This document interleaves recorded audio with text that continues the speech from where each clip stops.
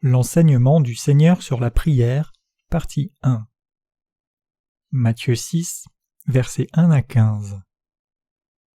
Gardez-vous de pratiquer votre justice devant les hommes pour en être vus, autrement vous n'aurez point de récompense auprès de votre Père qui est dans les cieux. Lors donc que tu fais l'aumône, ne sonne pas de la trompette devant toi comme font les hypocrites dans les synagogues et dans les rues, afin d'être glorifiés par les hommes.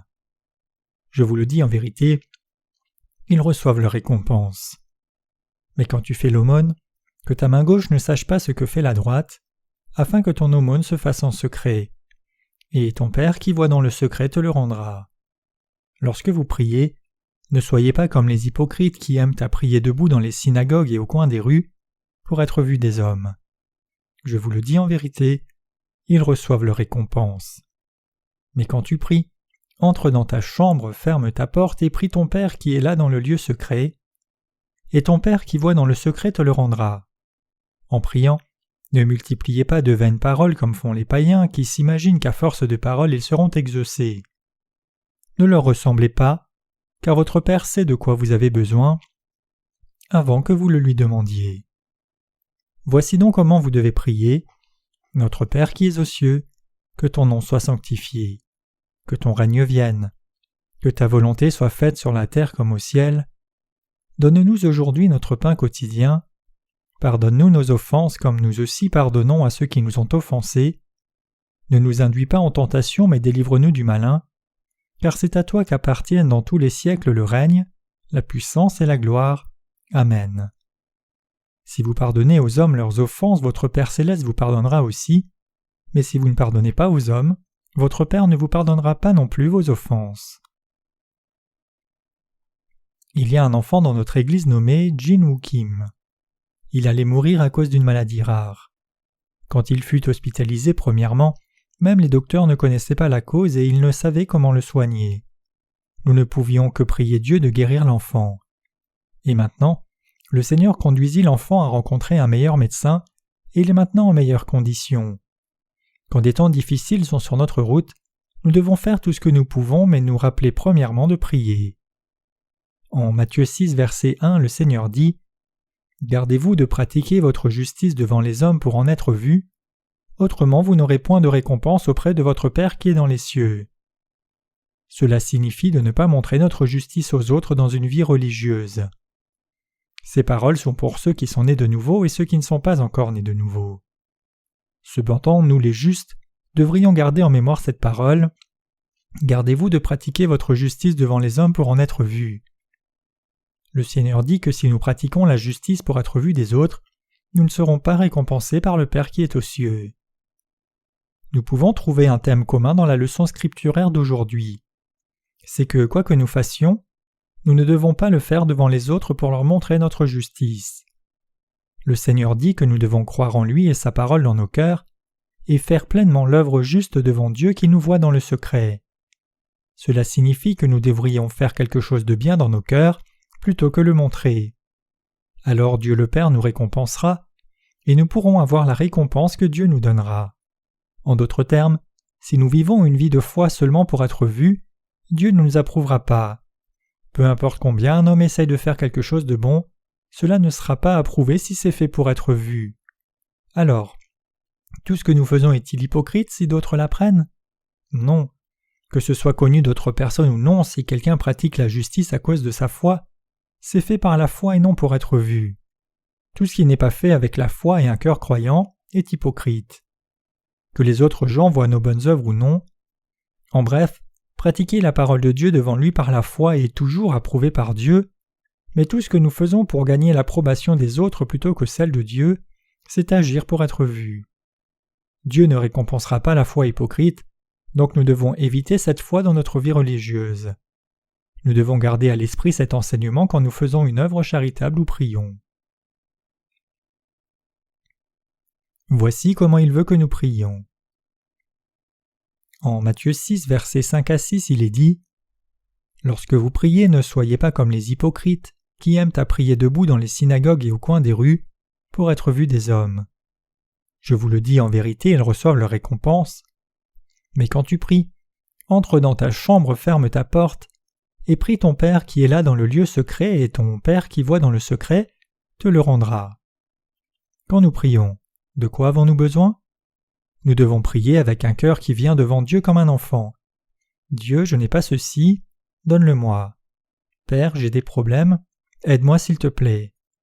Prier avec un cœur d'enfant, c'est prier ainsi, et c'est possible quand nous avons une foi simple. Donc, quand nous prions ou faisons des œuvres justes, nous devrions faire toutes ces choses parce que nous avons la foi dans notre cœur. Le Seigneur dit aussi, « Mais quand tu pries, entre dans ta chambre, ferme ta porte, et prie ton Père qui est là dans le secret, et ton Père qui voit dans le secret te le rendra. » Matthieu 6, verset 6. Quand nous prions Dieu, nous devons aller dans le lieu secret de notre cœur pour prier Dieu qui est dans le lieu secret. Dieu le Père écoute nos prières et nous récompense quand nous regardons à Dieu et demandons à Dieu sa présence. En d'autres termes, quand nous prions Dieu qui est dans le lieu secret et donc nous n'avons pas besoin de le montrer aux autres. Cela ne signifie pas que nous ne pouvons prier qu'en secret, mais plutôt nous ne prions pas pour être vus par les autres, mais nous prions avec le cœur, et ce que nous demandons à Dieu, c'est parce que nous le voulons vraiment de tout cœur. Qu'apprenez-vous de la leçon des Écritures ci-dessus? Nous apprenons que le Seigneur a horreur des chaux. Pourquoi Dieu n'aime-t-il pas cela? Les gens s'assemblent de partout et crient « Seigneur » 3 fois, tapent sur le pupitre, et beaucoup se repentent en agonie en disant « Seigneur, pardonne-moi, j'ai péché ». Les gens crient ainsi, mais aussitôt qu'ils sortent de l'église, ils rient.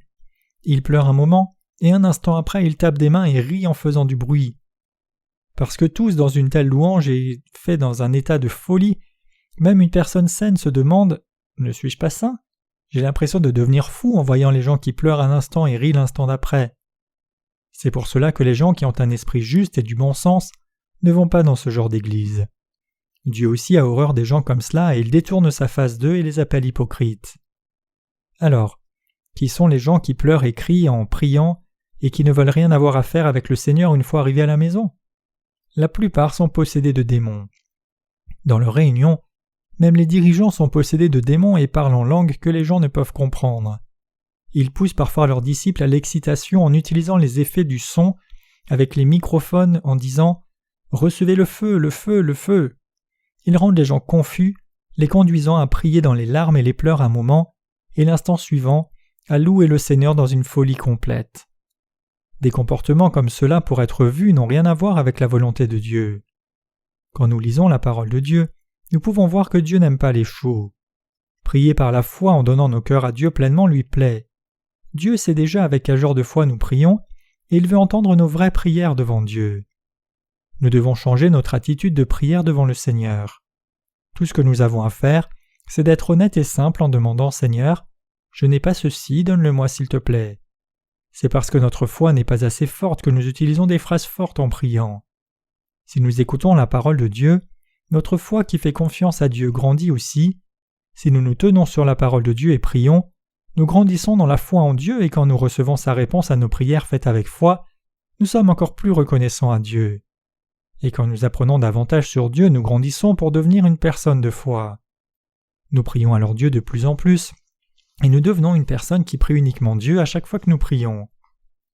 Parfois nous prions Dieu en accord avec certaines choses. En vérité, il y a des fois où nous prions fort, mais dans certains cas, ce n'est pas pour que d'autres entendent nos prières, mais pour Dieu.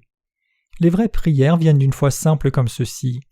Dieu, aide un tel qui est dans ce genre de situation, guéris un tel, donne la santé à un tel, bénis un tel qui est dans ce genre de situation. Avant que je ne sois né de nouveau, je priais avec beaucoup de phrases telles que « Notre Père qui est saint, miséricordieux et plein de bénédictions, merci pour l'amour et la grâce que le Père nous donne. » J'alignais toutes sortes de belles paroles à chaque fois que je priais. Ce genre de prières sont-elles vraiment des prières au Seigneur qui est dans le lieu secret? Si nous prions constamment ainsi, le Seigneur écoutera-t-il? Avons-nous vraiment tant de choses pour lesquelles prier? Je ne pense pas. Le Seigneur dit « Ne vous répétez pas comme les gentils et les pharisiens. Pensez-vous que je ne puisse vous entendre que si vous dites beaucoup de paroles? Ce n'est pas vrai. » Il dit « Ne leur ressemblez pas, car votre Père sait de quoi vous avez besoin avant que vous le lui demandiez. » Matthieu 6, verset 8. C'est la prière que le Seigneur nous a enseignée en exemple de la façon dont nous devions prier. Dans la prière du Seigneur, il nous est dit de prier pour le pardon des péchés premièrement. À partir de Matthieu 6, verset 9, le Seigneur nous enseigne comment prier avec sa prière modèle. C'est le Notre Père. Il dit « Voici donc comment vous devez prier. » La première chose, c'est « Notre Père qui es aux cieux, que ton nom soit sanctifié. » Cela signifie que nous devrions prier en sorte que le nom du Seigneur soit sanctifié. Ici, ceux qui n'ont pas encore reçu la rémission du péché doivent savoir qu'ils doivent prier d'abord pour recevoir la rémission des péchés, car c'est là la vraie prière qui honore le nom du Seigneur. Donc, un pécheur doit prier ainsi d'abord. « Dieu, efface mes péchés et fais de moi un enfant de Dieu. » C'est ainsi qu'il devrait prier d'abord. Il devrait aussi prier « Aide-moi à naître de nouveau en entendant l'évangile de l'eau et l'esprit. Aide-moi à croire toutes tes paroles. Aide-moi à comprendre toute parole de Dieu. » C'est ainsi qu'ils doivent prier d'abord.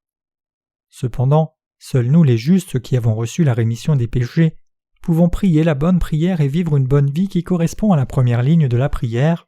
« Notre Père qui es aux cieux, que ton nom soit sanctifié. » Vraiment, si nous voulons éviter de blasphémer le nom de Dieu et vivre une vie sainte, nous devons demander à Dieu son aide ainsi. Ne me laisse pas être un frein ni blasphémer ton nom. Aide-moi à vivre une vie sainte par la foi toute ma vie. Aide-moi à vivre une vie sainte pour la justice de Dieu. Nous devons prier Dieu de nous garder à tout instant en demandant l'aide pour glorifier le nom de Dieu. Il nous a donné à nous les justes le premier sujet de prière qui est de vivre nos vies saintes pour que son nom soit sanctifié. Comme les pécheurs ne peuvent appeler Dieu leur Père, ils doivent prier pour la rémission de leurs péchés. Efface mes péchés, fais-moi comprendre l'évangile de l'eau et l'esprit que tu m'as donné, fais-moi recevoir la rémission du péché en connaissant et croyant la vérité de ton expiation. Pour glorifier le nom de Dieu selon la première ligne de la prière, tout pécheur doit d'abord demander à Dieu l'aide pour la rémission des péchés.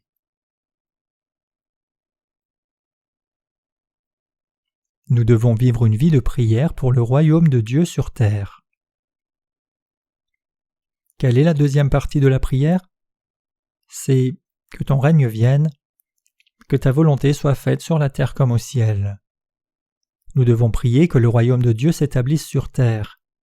Notre Père, Dieu, nous a envoyé notre Seigneur et a effacé tous nos péchés une fois pour toutes par le baptême du Seigneur et le sang de la croix.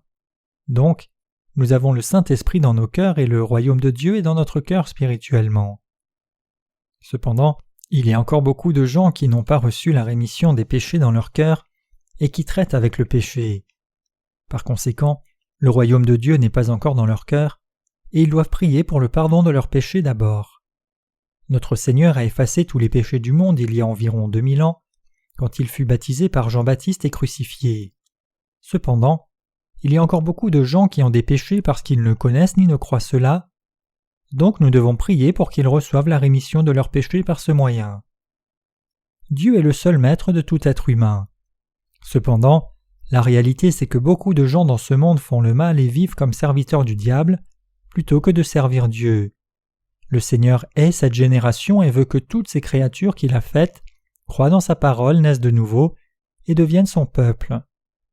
Donc nous devons prier que le royaume de Dieu vienne dans le cœur de tous avant la fin du monde et que son royaume millénaire ne vienne.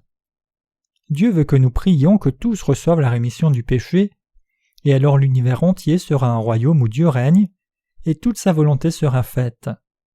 Donc Dieu nous commande, à nous qui sommes nés de nouveau, l'expansion de son royaume. En d'autres termes, nous les justes devons prier pour l'expansion du royaume de Dieu.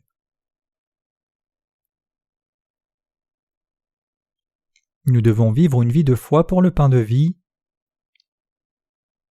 Lisons Matthieu 6, verset 11 qui contient le troisième sujet de prière du Seigneur.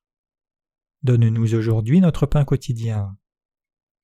Nous devons prier pour notre pain quotidien que nous mangeons, mais cela signifie que nous devrions aussi demander au Seigneur le pain de vie éternelle.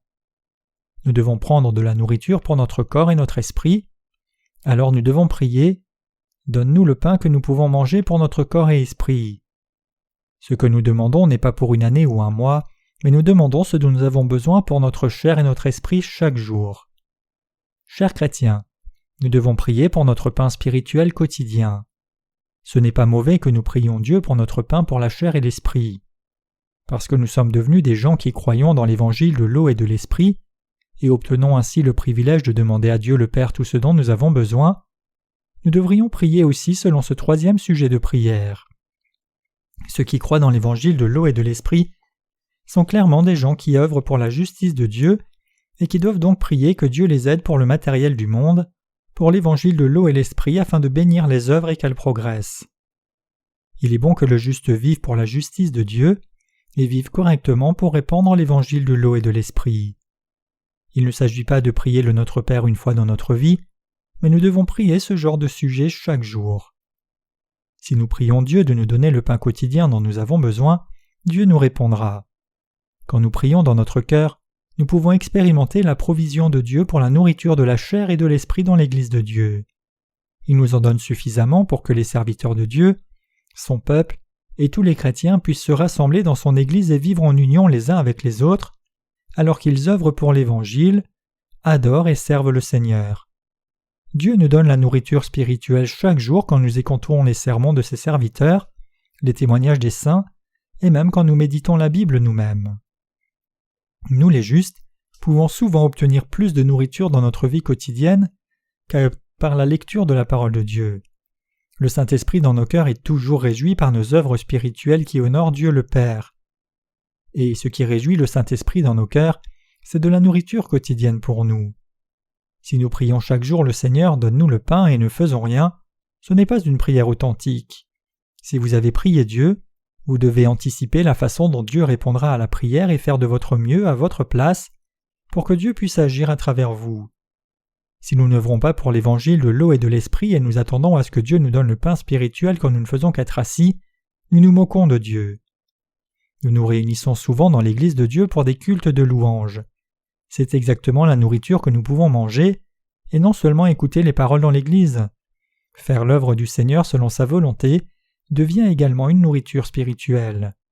Si une personne juste ne fait pas l'œuvre de Dieu après avoir reçu la rémission du péché, sa foi meurt tôt ou tard et il finira par quitter l'Église de Dieu. Des gens perdent même la foi qui croient dans la vérité du salut parfait de Dieu. Donc, nous devons faire l'œuvre juste qui répand l'évangile de l'eau et de l'esprit pour obtenir notre pain quotidien.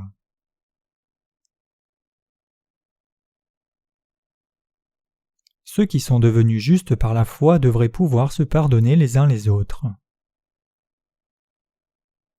Il est écrit en Matthieu 6, verset 12 « Pardonne-nous nos offenses, comme nous aussi nous pardonnons à ceux qui nous ont offensés. » C'est le quatrième sujet de la prière du Seigneur. Nous pourrions mal comprendre ce sujet de prière en disant que nous devons nous repentir chaque jour et être pardonnés chaque jour. Cependant, ce quatrième sujet ne parle pas d'être pardonné chaque jour. Comme nous avons reçu la rémission du péché de Dieu une fois pour toutes en croyant dans l'évangile de l'eau et de l'esprit, nous devons aussi vivre pour la justice de Dieu en pardonnant les gens qui ont mal agi envers nous. Nous devons pardonner les gens qui ont mal agi envers nous, tout comme le Seigneur a pardonné tous nos péchés inconditionnellement par l'eau et le sang. Ce que ces paroles de Dieu nous disent, c'est que nous devons effacer les fautes des autres envers nous, comme Dieu nous a remis nos péchés. Imaginez que nous ayons une dette de 500 millions de dollars, qui est une telle somme d'argent que nous ne pouvons la rembourser même si nous devions travailler toute notre vie. Le salaire du péché de chacun de nous serait de ce montant. Mais Dieu a eu pitié de nous et a effacé la dette de nos péchés inconditionnellement. Plutôt que de dire « je considérais que c'est payé », Dieu le Père a envoyé son Fils, l'a fait baptiser, prendre les péchés du monde et crucifier. Donc, il paya le prix de nos péchés et nous sauva par le baptême de Jésus et le sang de la croix. C'est ainsi que le Seigneur effaça notre dette en croyant dans sa rémission du péché. Nous avons reçu la rémission du péché en ne faisant rien pour effacer nos péchés, mais seulement en croyant la vérité. Par la foi que nous avons reçu le don du salut et la purification de tous nos péchés par Dieu. Puisque Jésus paya la dette de 500 millions de dollars que nous ne pouvions rembourser de toute notre vie, par son baptême et le sang de la croix, nos péchés furent effacés en ne faisant rien, mais par la grâce seule. Maintenant, nous devons effacer tous méfaits que les autres ont commis envers nous. Nous devons vivre sur les prémices du pardon pour chacun. Vivant avec les autres justes et les pécheurs, nous devons pardonner les fautes que les autres ont commises envers nous. Nous devons nous pardonner les uns les autres, selon l'évangile du Seigneur. Nous sommes endettés devant Dieu par nos péchés, mais le Seigneur est venu dans ce monde et a pardonné tous nos péchés par le baptême qu'il a reçu de Jean-Baptiste et son sang. Le Seigneur a vu nos péchés et notre détresse, et il a tout effacé. Parce que le Seigneur savait que nous ne pouvions être justes même en nous déviant nos vies, il a effacé tous nos péchés une fois pour toutes par la vérité de l'évangile de l'eau et de l'esprit. Dieu le Père a envoyé son Fils unique Jésus-Christ, lui a fait prendre les péchés du monde par son baptême, être crucifié et ressuscité, et nous a sauvés parfaitement de tous nos péchés. Ainsi Jésus-Christ est devenu notre Sauveur éternel, qui nous a sauvés de notre péché éternel. Nous avons rencontré le Seigneur qui est vivant en croyant dans l'évangile de l'eau et de l'esprit. Croyez-vous dans l'évangile de l'eau et de l'esprit comme votre propre salut dans votre cœur? Oui. Avons-nous reçu la rémission des péchés en croyant que Jésus a pardonné tous nos péchés par l'évangile de l'eau et de l'esprit? Oui. Alors puisque nous avons été pardonnés des péchés du monde par grâce, nous devons pardonner le mal que les autres nous ont fait. Le 4e sujet de la prière du Seigneur, c'est de nous pardonner. Appliquer cette prière que le Seigneur nous a commandée, c'est la bonne voie pour notre vie spirituelle. Dans cette 4e partie de la prière du Seigneur, ce que nous devons voir clairement n'est pas le fait que nous recevions la rémission du péché en disant des prières de repentance. Certains regardent à ce passage qui dit « Pardonne nos offenses comme nous pardonnons aussi à ceux qui nous ont offensés » et disent « Regardez ceci, vous recevez la rémission du péché quand vous dites des prières de repentance. » Mais ce n'est pas le cas. Cette erreur est due à leur incompréhension de l'évangile de l'eau et de l'esprit. Cette ligne dit exactement que ceux qui ont reçu la rémission du péché par l'évangile de l'eau et de l'esprit devraient se pardonner et couvrir les insuffisances les uns des autres. Les péchés d'un homme ne peuvent être remis seulement en les pardonnant des lèvres, mais requièrent une expiation légale, un animal sans défaut, le transfert des péchés par imposition des mains, et sa mort qui paye le salaire des péchés. Jésus-Christ a accompli tous les prémices de notre pardon mutuel en ôtant les péchés du monde. Donc, par notre foi qui nous a donné la rémission du péché, nous devons effacer les mauvais agissements des autres dans nos vies. Nous devons prier que Dieu nous protège en toutes choses. En Matthieu 6,13, il est dit « Ne nous induis pas en tentation, mais délivre-nous du malin ». Tentation signifie tomber dans des difficultés. Alors, ne nous induis pas en tentation signifie prier pour nous prévenir d'être jetés dans la confusion et la difficulté. Quand nous prions devant Dieu le Père, nous devons prier ainsi. Dieu le Père, ne me laisse pas aller au-devant des difficultés, protège-moi en toute situation dangereuse, Dieu. Bénis-moi, garde-moi de mal agir, parce que j'ai trop ou trop peu de matériel du monde. Garde-moi des méchants, et ne me laisse pas tomber dans la tentation. Nous devons prier souvent pour ne pas être induits en tentation. Nous devons prier attentivement, de la première à la 6e prière chaque jour. Si quelqu'un tombe en tentation, cela devient lourd pour la pensée et il finit par mourir. Donc, nous devons prier Dieu chaque jour pour ne pas aller au-devant de difficultés. De plus, nous devons sortir des difficultés de nos cœurs en ayant une relation de foi et de vérité avec les frères et sœurs dans l'Église de Dieu. L'Église de Dieu est une place pour la communion entre les chrétiens nés de nouveau. Il n'est pas possible d'avoir une relation sincère et honnête parmi les gens qui ne sont pas nés de nouveau. Cependant, dans l'Église de Dieu, il y a autant de gens avec qui être en communion que vous voulez.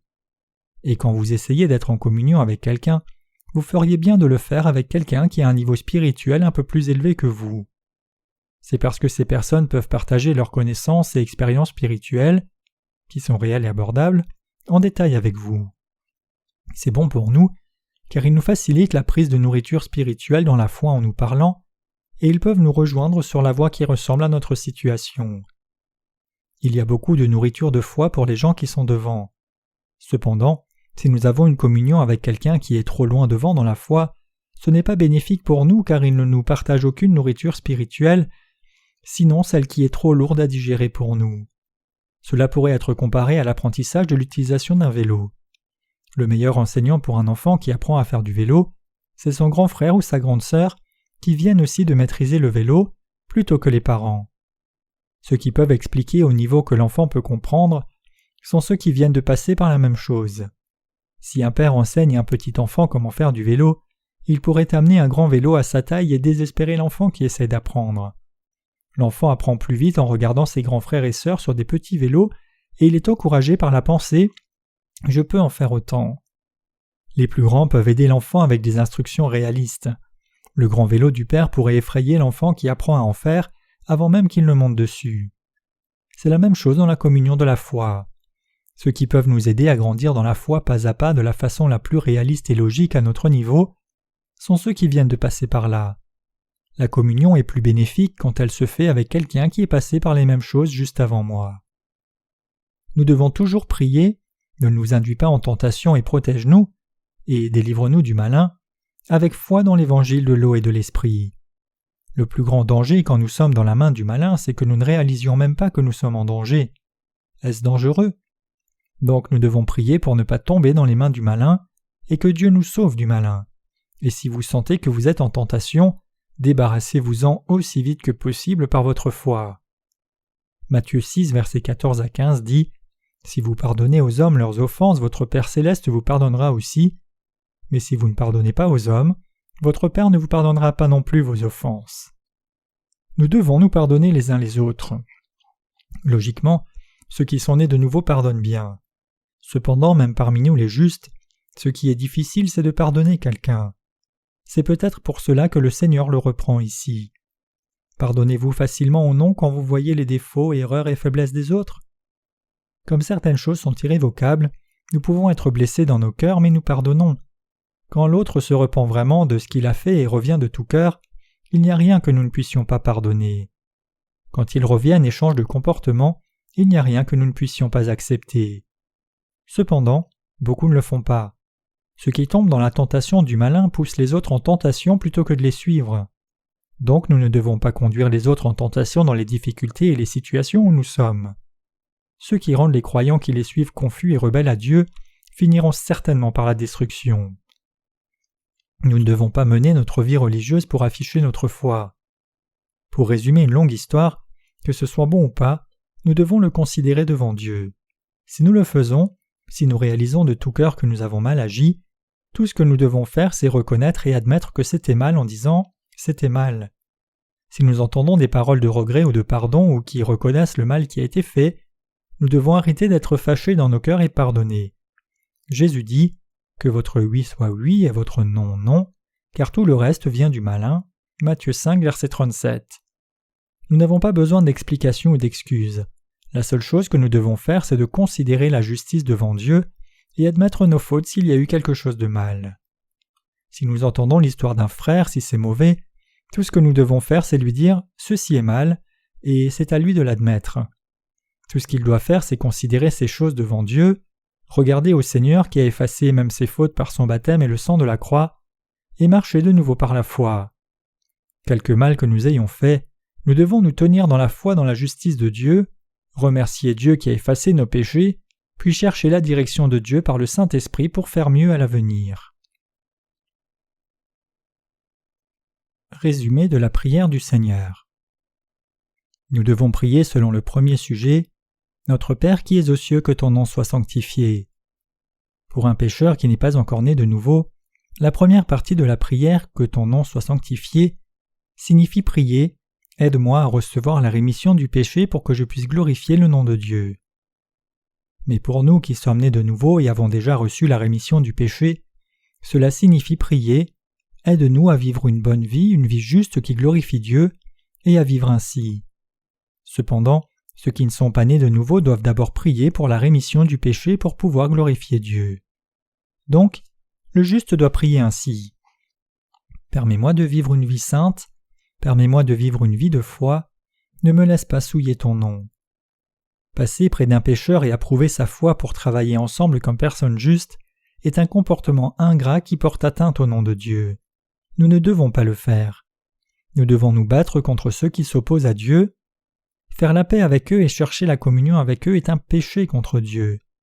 Donc, marcher pour l'Évangile avec foi en union avec ceux qui ont la foi, c'est juste. Harmoniser nos cœurs avec des pécheurs, c'est devenir mauvais et souiller le nom du Seigneur. Qu'adviendra-t-il de nous si nous collaborons avec un espion qui vient dans notre pays pour voler des informations importantes?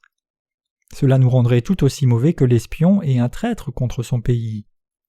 C'est quelque chose que fait un traître qui ne sait pas à qui il doit appartenir et qui collabore avec l'ennemi pour vendre son propre pays, c'est un grand péché qui ne peut éviter la peine de mort. La seconde ligne de la prière du Seigneur, c'est « Que ton règne vienne, que ta volonté soit faite sur la terre comme au ciel », et pour le juste, c'est de prier pour les âmes qui n'ont pas encore reçu la rémission du péché. C'est prier que la volonté de Dieu soit faite sur la terre. Alors, quelle est la volonté de Dieu ? Que toute vie reçoive la rémission du péché. Nous devons demander l'aide de Dieu pour cela. Nous devons prier pour des ouvriers et du matériel, et alors nous devons nous consacrer tout entier au Seigneur pour faire son œuvre. Nous devons nous consacrer, nous et notre temps et nos efforts, et tout ce qui nous appartient pour que la volonté de Dieu soit faite sur la terre. Nous devons vivre pour l'œuvre qui conduira quiconque à la rémission du péché. Nous devons prier pour cela chaque jour et faire des efforts pour que la volonté de Dieu soit faite sur la terre, en donnant nos cœurs et corps en réalité. Certains, après qu'ils reçoivent la rémission du péché, ignorent la directive du Seigneur qui nous a donné de prier pour le royaume de Dieu. Si un homme qui a reçu la rémission du péché ne prie pas pour que l'Évangile soit répandu, ou ne s'unit pas à l'Église de Dieu dans ce but, il est à la place d'un homme méchant. Un homme comme cela ne doit pas s'entendre aux bénédictions pour la chair ni l'âme. Donc en réalité, ces justes qui ne vivent ni ne prient pour la justice de Dieu vivent hors de la volonté de Dieu et ne sont pas en union avec la volonté de Dieu. Nous devons prier pour notre pain chaque jour. C'est le troisième sujet de prière. Donne-nous du pain que nous vivions. Donne-nous le pain pour la chair et l'esprit. Bénis nos affaires pour que nous puissions faire l'œuvre de Dieu. Nous devons prier pour ces provisions pour servir l'évangile de l'eau et l'esprit. C'est la troisième partie de la prière. La quatrième partie de la prière, c'est que nous devons pardonner les autres qui ont mal agi, tout comme le Seigneur a pardonné tous nos péchés par l'eau et le sang. Parmi les frères et sœurs dans notre famille qui ont reçu la rémission des péchés, et les serviteurs et servantes de Dieu, nous devons pardonner les fautes des uns et des autres tout comme le Seigneur a pardonné tous nos péchés. Quand quelqu'un dit « ceci est mal », l'autre devrait admettre « oui, j'ai tort ». Alors nous devons nous pardonner de tout cœur. Même si je n'en parle plus, je crois que vous pardonnez tous facilement. C'est pourquoi vous avez vécu fidèlement jusqu'à maintenant, n'est-ce pas ? Nous devons prier que nous ne tombions pas en tentation, que nous n'allions pas dans les difficultés et que le Seigneur nous protège. Et la sixième partie de la prière, c'est « Délivre-nous du malin ». Nous devons prier que nous qui sommes nés de nouveau ne tombions pas dans les mains des méchants ou ne soyons captivés par eux, et que Dieu nous délivre des méchants quand nous sommes entre leurs mains. Puis le Seigneur dit « Nous devons pardonner les fautes les uns des autres ». Cela signifie que les justes doivent pardonner les uns les autres. Nous les justes devons toujours prier selon la façon que le Seigneur nous a enseigné de prier et croire. Nous devons prier pour ces sujets chaque jour. En plus, nous devons vivre de cette façon chaque jour. Nous devons prier pour pardonner les autres, ne pas tomber en tentation, pour le pain quotidien et pour le royaume de Dieu sur terre. Non seulement cela, nous devons vivre une vie fidèle par la foi. Nous devons vivre une vie de prière pour les domaines où nous manquons, pour glorifier Dieu. Ceux qui font des prières chaque jour comme le Seigneur l'a enseigné sont les personnes de foi. Chers chrétiens, si nous prenons le passage des Écritures d'aujourd'hui comme ceux qui ne sont pas encore nés de nouveau, ils l'interprètent différemment. Cependant, quand ceux qui sont nés de nouveau prennent le passage, l'examinent et l'interprètent, je crois qu'ils admettent aussi ce que je viens de dire comme n'étant pas faux mais juste. Croyez-vous cela ? Oui. Le premier sujet de prière qu'il donna à ceux qui sont nés de nouveau, c'est que ton nom soit sanctifié. Cependant, dans notre vie quotidienne, faisons-nous peut-être des choses qui portent atteinte au nom de Dieu plutôt que de glorifier son nom ? Même si nous ne pouvons glorifier le Seigneur, nous ne devrions au moins pas souiller le nom du Seigneur.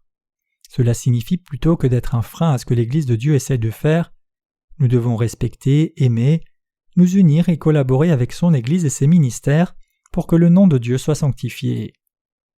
Chers chrétiens, nous devons vraiment prier pour les frères et sœurs, les serviteurs et servantes, pour l'expansion du royaume de Dieu, pour une vie qui ne porte pas atteinte au nom de Dieu, et pour notre pain quotidien. Nous devons aussi pardonner quiconque a mal agi envers nous de tout cœur, tout comme notre Seigneur a effacé tous nos péchés. Nous devons prier pour ne pas tomber dans le trouble. Prions que nos cœurs ne tombent pas en tentation. Si nous n'écoutons pas la parole, nos cœurs tombent en tentation et vont vers le trouble. Quand nous n'avons pas entendu la parole, la nourriture spirituelle, nos cœurs perdent la santé. Quand cela arrive, nous tombons en tentation, en d'autres termes le trouble. Nos pensées charnelles s'élèvent et contrôlent les pensées spirituelles. Quand cela arrive, comme nous, qui sommes justes, ne pouvons suivre les désirs de la chair avec 100% de résultats, nos cœurs sont troublés parce que nous devons aller de droite à gauche entre la chair et l'esprit. Donc, nous devons veiller à ne pas tomber dans une telle situation. Pour nous assurer une santé spirituelle, nous devons venir à l'Église de Dieu et écouter la parole. Indépendamment de la personne qui prêche la parole pendant le culte, la parole est prêchée pour la semaine dans l'Église de Dieu. Même si ce n'est pas une réalisation particulière, nous pouvons au moins nous débarrasser des fardeaux en écoutant la parole. Nous pouvons seulement nous débarrasser de la pression des pensées charnelles et des fautes en écoutant la parole. Tout comme l'eau qui coule ne devient pas épaisse parce que l'eau a la capacité de purifier les impuretés au fil de son cours, la parole de Dieu peut débarrasser les obstacles de nos cœurs quand elle coule comme une eau vive dans nos cœurs. Quand nous sommes débarrassés des pensées charnelles, de nouvelles pensées spirituelles s'élèvent et occupent la place restante, et notre esprit est gardé et protégé. Donc, nous devons examiner combien souvent il est possible que nous ayons été négligents avec certains sujets de prière qui sont écrits dans la Bible. S'il y a quelque chose que nous avons négligé, nous devons nous reprendre tout de suite. Nous devons commencer à prier pour ces domaines et veiller sur ces domaines. C'est pour cela que le Seigneur dit de ne pas faire un show quand nous prions, et nous a enseigné comment prier en quelques parties différentes. Dans la prière du Seigneur, tout est couvert. Cela montre comment nous pouvons vivre une vie de prière. En réalité, la première partie de la prière est déjà nécessaire. La rémission du péché dans la première partie de la prière est accomplie, mais nous devons maintenant prier pour vivre une vie sainte. Donc, nous devons entendre la parole et répandre l'Évangile chaque jour pour maintenir la sainteté, pour ne pas devenir ceux qui bloquent la gloire de Dieu. Pour éviter d'être de ceux qui bloquent la gloire de Dieu, nous devons prier chaque jour le Seigneur de nous garder et de nous bénir. Non seulement nos corps charnels ont besoin de manger, mais nos esprits aussi. Pour les justes qui ont reçu la rémission de tous leurs péchés, entendre la parole et prier pourrait être leur nourriture spirituelle, mais en réalité ce qui est une vraie nourriture spirituelle pour eux, c'est de répandre l'Évangile. Si cela s'arrête à entendre la parole et la mettre dans nos cœurs, cela ne peut pas être une nourriture qui donne une santé forte. La nourriture de haute qualité qui donne vraiment la santé à nos cœurs, c'est la foi qui agit. Quand nous croyons la parole de tout cœur et agissons sur cette foi, elle devient notre foi et fait que nous pouvons tenir ferme dans la foi et nous allons vers la plénitude spirituelle, si bien que la nourriture de haute qualité se répand dans tout notre corps et nous pouvons grandir comme des gens de foi. Si un méchant perturbe, nous devons nous unir et repousser le mal, et si quelqu'un parmi nous tombe entre les mains du méchant, nous devons nous unir pour l'aider. Nous devons nous unir et nous défendre en priant « Dieu, arrête cette tempête spirituelle du méchant, aide chacun de nous ». Nous devons penser au sujet de prière que nous avions négligé, et s'il y a un domaine que nous avons négligé, nous devons changer et vivre une vie juste. Le Seigneur nous a conseillé de nous soutenir les uns les autres, nous aimer les uns les autres, nous encourager et exhorter les uns les autres, puisque la fin approche.